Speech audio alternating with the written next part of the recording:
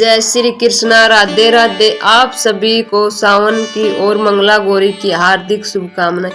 आपकी सभी मनोकामना पूर्ण हो। सावन में सोमवार का दिन भोलेनाथ का और मंगलवार का दिन मां पार्वती को समर्पित है। 2023 में सावन का महीना बहुत ज्यादा खास है। इस बार 2 महीने का होगा सावन मास। सावन मास में मंगला गौरी के व्रत करने से अखंड सौभाग्य की प्राप्ति होती है। इस दिन माँ गौरी की पूजा करके माँ गौरी की कथा अवश्य सुननी चाहिए। अगर किसी महिला के वैवाहिक कुंडली खराब है तो उसे मंगला गौरी का व्रत रखे और ध्यान रखे कि पहला व्रत अपने मायके में ही शुरू करे, जिससे संतान सुख की प्राप्ति होती है। मंगला गौरी का व्रत का उद्यापन भी बहुत जरूरी है। तो आइए पहले व्रत कथा सुन लेते हैं, उसके बाद में उद्यापन विधि बताएंगे।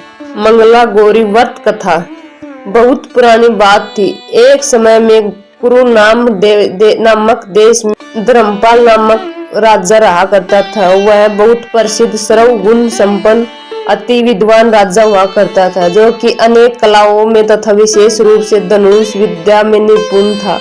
संपूर्ण सुखों के बाद भी राजा बहुत दुखी था, क्योंकि उसके कोई पुत्र नहीं था।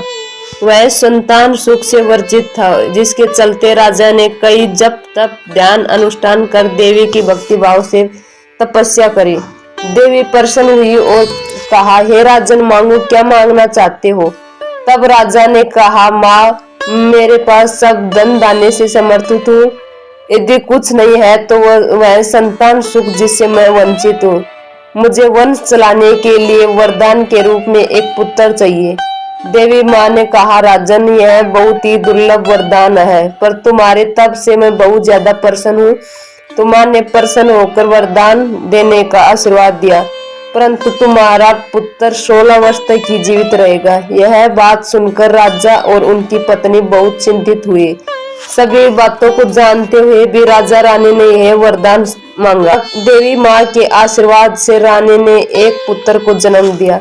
राजा ने उस बालक का नामकरण संस्कार कर उसका नाम चिरायु रखा। साल बीतते गए, राजा को अपने पुत्र की अकाल मृत्यु की चिंता सताने लगी। तब किसी विद्वान के कहे अनुसार राजा ने 16 वर्ष से पहले ही अपने पुत्र का विवाह ऐसी कन्या से कराया जो मंगला गौरी के व्रत करती थी, जिससे उस कन्या को भी व्रत के फल स्वरूप सर्वगुण संपन्न वर की प्राप्ति हुई तथा उस कन्या को सौभाग्यशाली व सदा सुहागन की वर की प्राप्ति हुई। सुहागन का वरदान प्राप्त था, जिससे विवाह के बाद उसके पुत्र की अकाल मृत्यु का दोष स्वयं ही समाप्त हो गया और राजा का वह पुत्र अपने नाम के अनुसार चिरायु हुआ।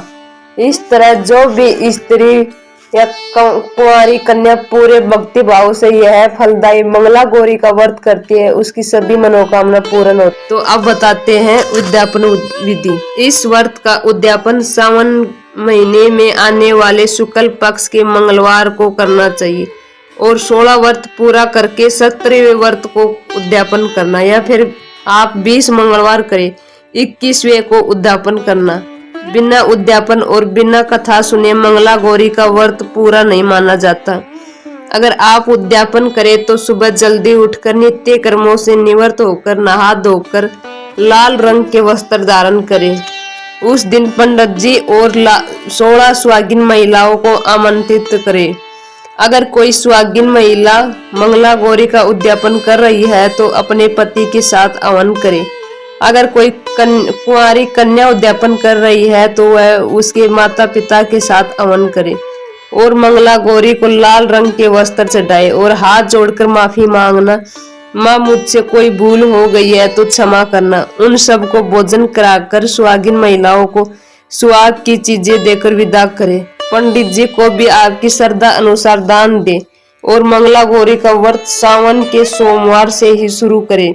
जब आप पहली बार व्रत करें तो मंगला गौरी की पूजा से पहले गणेश जी की पूजा करें और व्रत कथा सुने, बाद में मंगला गौरी की कथा सुने। तो आइए यह भी जान लेते हैं कि मंगला गौरी व्रत में क्या खाए और क्या नहीं खाए। आप कोई भी फल, चाय, कॉफी, फलों का रस इत्यादि ले सकते हैं। इस दिन भोजन नहीं करना चाहिए। इस व्रत का पारण बुधवार को ही करें, उसके बाद ही आप भोजन करें। तो जो सच्चे मन से व्रत पूजा करते हैं तो हमारी मनोकामना जरूर पूर्ण करती है माँ मंगला गौरी। जय हो महादेव जी की जय हो, माता पार्वती मंगला गौरी की जय हो। वीडियो कैसी लगी, अच्छी लगी हो तो लाइक करें, कमेंट बॉक्स में जय माता दी जरूर लिखें और चैनल पर नए हो तो चैनल को सब्सक्राइब जरूर करें। धन्यवाद।